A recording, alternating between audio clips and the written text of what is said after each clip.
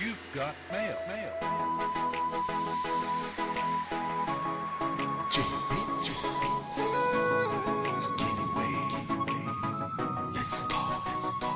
Allô, salut, comment ou ye? Souhaitez toute bagaille à marcher. Nous gain longtemps nous pas croisé. Ça fait longtemps nous pas parlé. T'as souhaité ça pas déranger. Qu'est-ce qu'elle décide pour m'écrire? Hey guys, welcome back to another episode of JB's Saltwater Fish Tank and Friends. I know it's been a while since I have done a video letting you guys know what's been going on and everything like that. I usually used to give constant updates and tips and valuable life lessons that I've learned throughout this hobby. As you all know, I started a company a while back by the name of Deep Reef Water, which took me away from doing a lot of videos and everything. But I recently decided to make this one, being the fact that I wanted to give you guys an update of what's going on and progress that I have made and everything like that. Well, what you're looking at here is Jaden's 60-gallon tank. This is a custom tank that came from actually from Macna when it was in Miami. We've had it ever since. It has a I want to say a 2.5 inch lip on it, as you can see right here. And then it has a custom roll top with crown molding and everything like that. I'm using some Chinese LEDs. They've been giving me the best results besides the AI soles. I'm still a fan of the original soles and not the Hydro 52s. I haven't advanced up to Hydro 52s. But I still like AI technology after doing both AI and Radeon. AI is the better choice in my opinion as far as for coral growth. LPS growth is a whole different story. I mean, it's all about what you're willing to spend. For example, this case, in this tank, I have an Ecotech MP10, which is one of the best pumps on the market. And I have it in wave mode, customized. The corals haven't opened yet because the lights don't come on this early. I just really wanted to make the video and show you guys, some progress. My son is now 7, and he's been doing a good job in keeping the tank clean and doing everything necessary to keep it nicely going. I aid him in placement of corals and everything like that, but that's basically as much as I do. As far as the water changes, since he's been watching me do it for years, he's basically got it down to a science. I do help him because I do have industrial style equipment. Excuse me guys, sorry about that. Just wanted to get a little closer so you guys can see. Inside the tank we have a couple of fish, including a puffer. He has a couple different torches, frog spawns, and chalice, grape coral, bubbles. Like I said, this is a true LPS tank. There's a nice purple tip elegance right in the middle right there. Sorry that the colors aren't up to par like they used to be when it came to my videos. I do apologize for that, but I really just wanted to show you guys the tank and tell you that yes, we are still in the hobby. Yes, we're still doing it. Actually, right now, currently in this house, I have 2 other tanks running, which I'll show you, which they're going out the door and soon to come. And I have a Frag Tank, which is a 48 by 30 by 6 inches shallow that I have, but there's not much in it. And hopefully by today, the end of today, I'll get the rest of the corals out and I'll be able to shut that down because I'm tired of running all these damn tanks. The other thing is that we'll take a tour so you guys can see exactly what's going on. But again, for the filtration in this particular system, if you could just hang on, I'll go ahead and show you.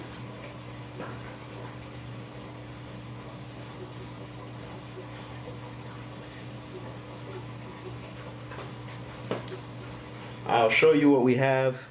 I'll open the door real quick. Alright, for filtration, it's the same sump that he's always had. He has a NAC skimmer, NAC skimmer. the small one, but it does a good job. I think this is the 5, if I'm not mistaken. The only thing we did is we removed the original drain piece, and we added a drain that holds a sock to keep the tank a little bit more clear. I had just did the water change, so that's why you may see a little thing in it. We do have a drip system or whatever. We have an ATO on the side, yes, and then there's a small non-lit refugium where we keep our KZ tablets, because that's what helps us to keep the coloration in the tank. I've had them before U.S. companies started carrying them due to a friend of mine who went overseas. Yeah, they had them over there first, so once he brought them back, I started trying them.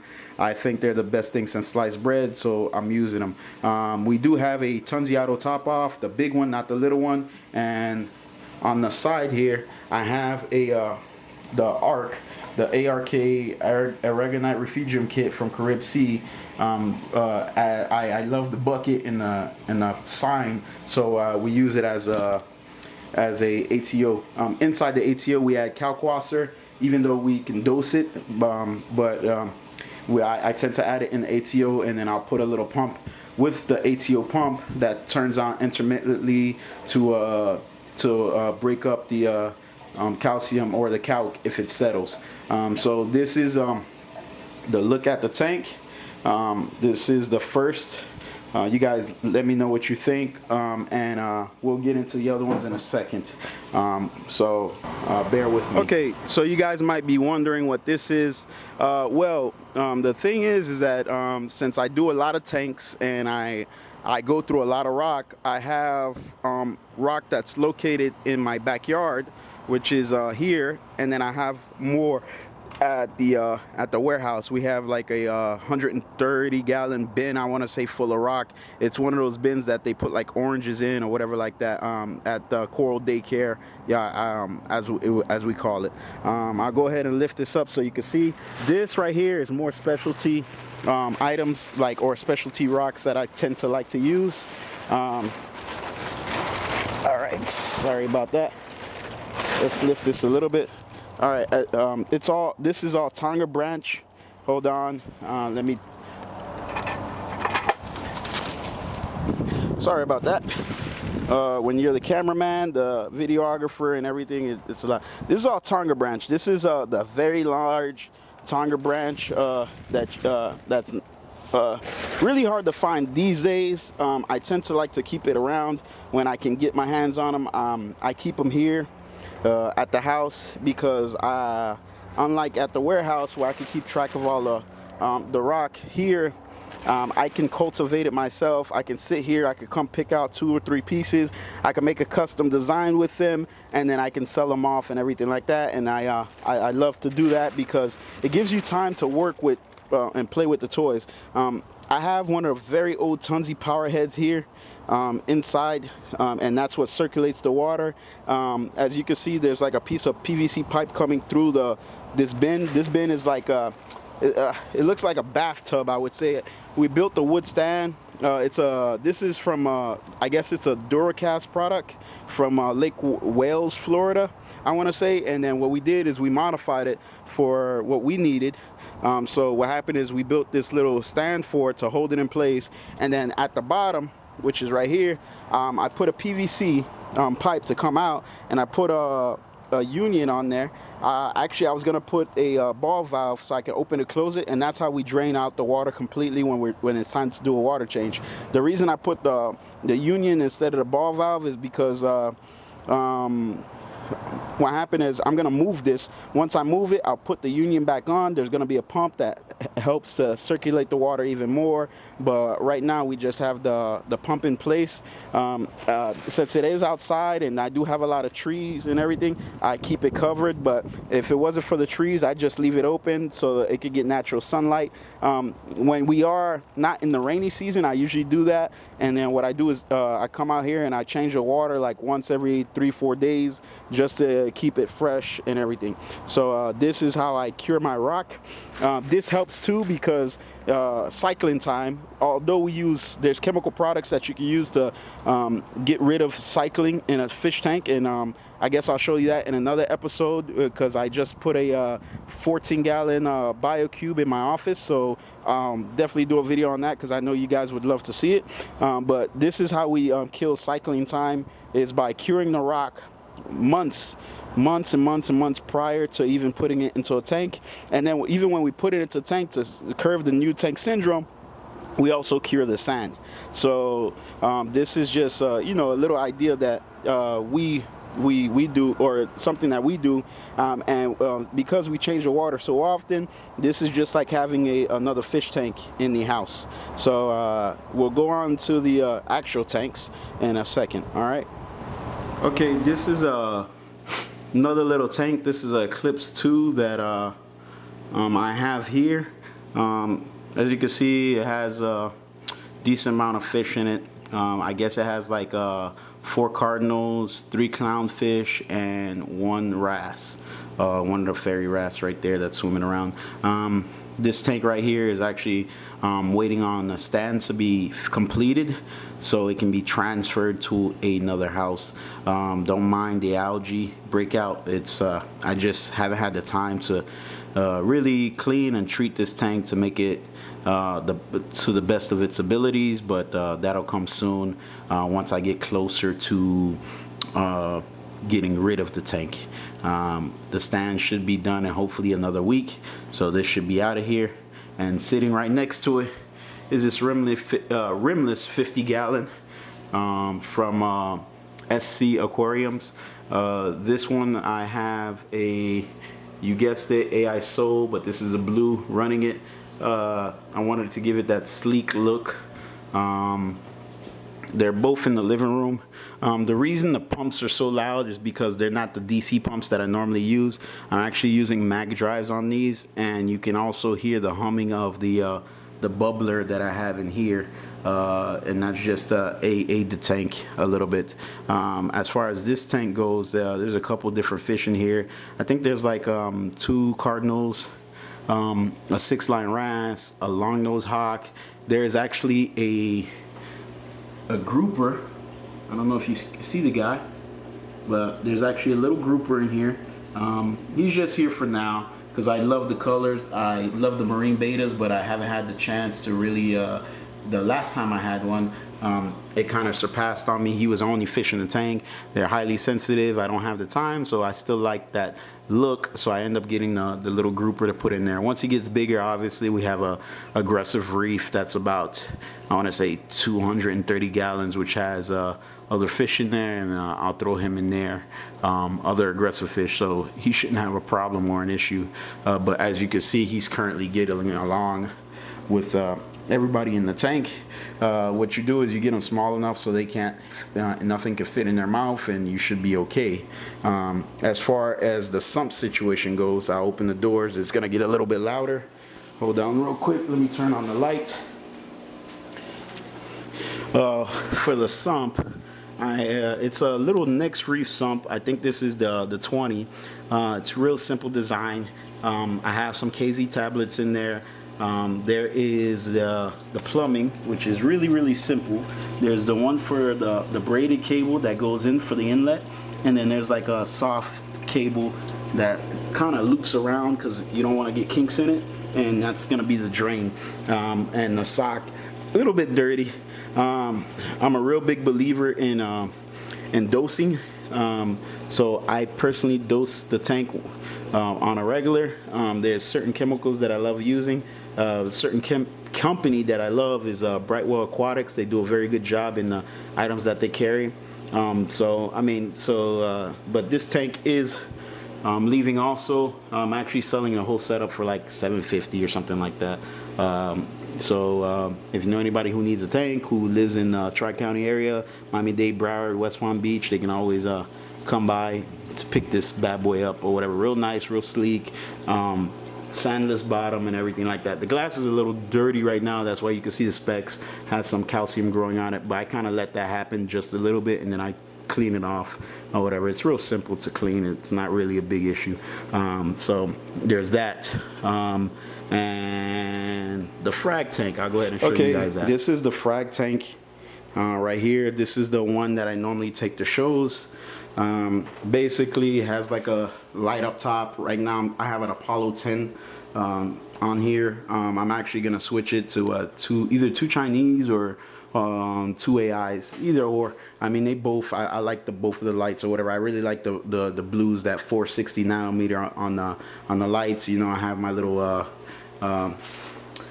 my little chart for my clownfish. This chart actually came from Sustainable Aquatics.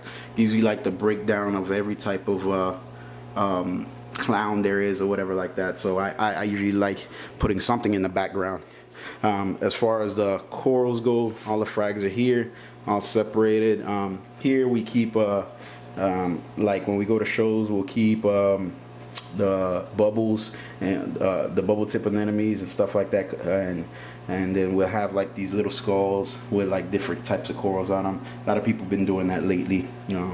So you guessed it, JB started it, people copied. Ha ha ha, just kidding. Got a heater on it. This tank actually stays at 76, and we have a little pump in the back area, and we have frag trays in the back.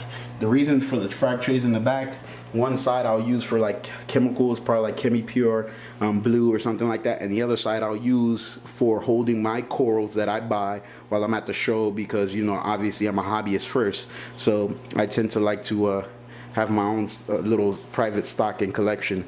Now you might say, damn, JB, I thought you were getting out the hobby. What happened to the Spartan, everything like that? Well, you know, I'm glad you guys asked that question, and we'll get into that. Ladies and gentlemen, this is the Spartan.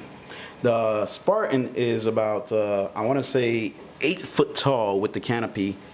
I believe the stand itself is 4 foot tall. That's all the way down there. I have I have like a bar stool type system, bistro table in front of it, because that's how we used to sit and look at it. You know, it used to get a lot of enjoyment out of this tank. Now I had listed the tank for sale because it's 7 foot long and it has a 6-degree bend, and because of the sheer size of this tank, it's very hard to move these style tanks, because especially when they're custom, because what happened is people don't have the house for it. I have very tall ceilings, so it fits, and like I said, I think with the canopy open, I'm assuming with the canopy open, 3 feet, 9 feet. Actually, the tank itself is 9 feet. I'm sorry. And then with the canopy open, it's 11 feet. It can open in my house, no problem. You guys seen that in all the previous videos. But certain people that tried to get this tank, it won't fit in their house. The height itself is just very, very high. So what happened is I decided to do the Spartan 3.0. Don't mind the French lady and the fishing rods. I apologize for that. But we went fishing and got to enjoy ourselves. Actually, I was supposed to be at a show today. The Reef Vision show is going on, but my partner is there representing the company, doing a bang-up job, so I appreciate him. Shout out to Trey. But back to this. We're going to be turning this into the Spartan 3.0. I am in the process of moving, but I figured out a solution because I'm tired of looking at this tank empty. The solution is going to be a custom plumbing job that is 100% detachable and reattachable. Yes, I said 100% detachable and reattachable. That means that even if I set up the tank, the only thing I'll have to really move is the sand, the rocks, the fish, minimal corals, obviously, or whatever like that, and the tank itself. But the plumbing is going to be all removable, so I can go ahead and take it apart from the bulkheads down to all the way to the sump. Everything that's connected should be removable without having to cut anything, actually. As far as refugiums go, I no longer do refugiums with mud or sand or whatever like that. I actually have a new way of doing it. I use calcium fortified rock that actually aids to the development and growth of coralline algae. It's a non-lit refugium style, but it works for me. The clarity of water stays crystal, and in this case, I'm not going to be using socks or anything like that. It's going to be upgraded. A couple of reasons I did break down the tank is because I didn't like.